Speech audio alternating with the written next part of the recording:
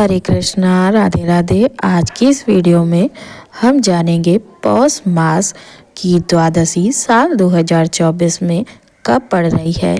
पौष महीने के कृष्ण और शुक्ल पक्ष की द्वादशी तिथि पर भगवान विष्णु की विशेष पूजा करने की परंपरा है।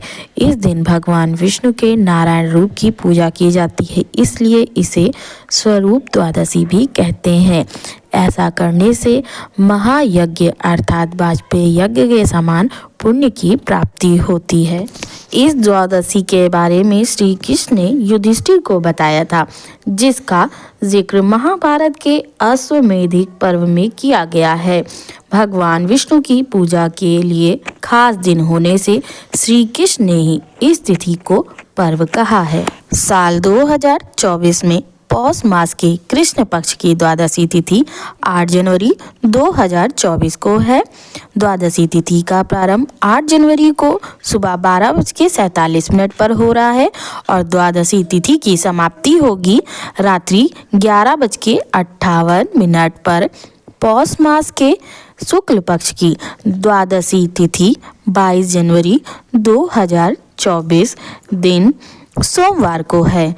द्वादशी तिथि का आरंभ होगा 21 जनवरी 2024 को शाम को 7:27 पर और द्वादशी तिथि की समाप्ति होगी 22 जनवरी 2024 को शाम को 7:52 पर। द्वादशी पर भगवान विष्णु की पूजा करने का विशेष महत्व है। इस तिथि पर भगवान विष्णु के 12 नामों से पूजा की जाती है। साथ ही ब्राह्मण भोजन या अन्नदान करना चाहिए। ऐसा करने से हर तरह के दोष समाप्त हो जाते हैं और कभी ना खत्म होने वाला पुण्य प्राप्त होता है।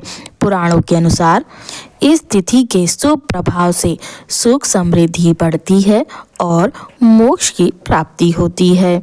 महाभारत के अश्वमेधिक पर्व में श्री कृष्ण ने युधिष्ठिर को बताया है कि जो इंसान किसी भी तरह का व्रत या उपवास ना कर सके वो केवल द्वादशी को ही उपवास करे। इससे मुझे बड़ी प्रसन्नता होती है।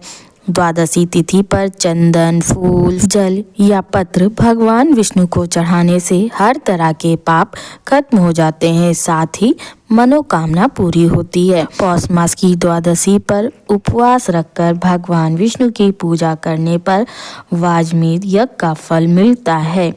इस तिथि पर जो मनुष्य प्रेम पूर्वक भगवान विष्णु और वेद संहिता की पूजा करता है उसे हर तरह के सुख और महापुण्य की प्राप्ति होती है। पौष और खर मास में भी भगवान विष्णु के नारायण रूप की पूजा करने का विधान है, जिसका उल्लेख विष्णु धर्मोत्तर पुराण में भी किया गया है।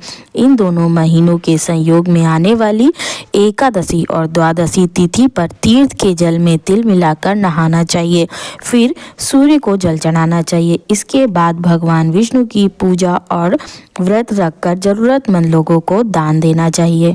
इससे हर तरह के पापों का नाश होता है। स्कंद पुराण और महाभारत के अश्वमेधिक पर्व में बताया गया है कि हर महीने की द्वादशी तिथि पर शंख में दूध और गंगा जल मिलाकर भगवान विष्णु या श्री कृष्ण की मूर्ति का अभिषेक करना चाहिए।